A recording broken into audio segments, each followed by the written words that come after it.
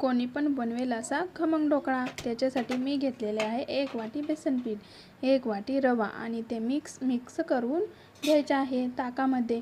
तुम्ही म्हणाल की ताकात का, पण तीच तर खरीच ट्रिक आहे. त्यामुळे आपला ढोकळा टम असा फुगतो आणि मऊ लुसलुसीत असा होतो. गॅसवर एका पातेल्यात पाणी ठेवून एका डब्याला तेल लावून घ्यायचे व आपले मिश्रण जे आहे त्याच्यात तुम्ही थोडासा खाता सोडा किंवा इनो पावडर टाकू शकता व चवीपुरते मीठ टाकून घ्यायचे व नंतर ते मिश्रण 2 मिनिट एकाच रेषेत फिरवत राहायचे. त्याच्यामुळे जाळी तयार होते व आपला ढोकळा फुगतो. नंतर तो डबा पातेल्यामध्ये पक्कडच्या साहाय्याने ठेवून द्या व झाकण ठेवून द्या.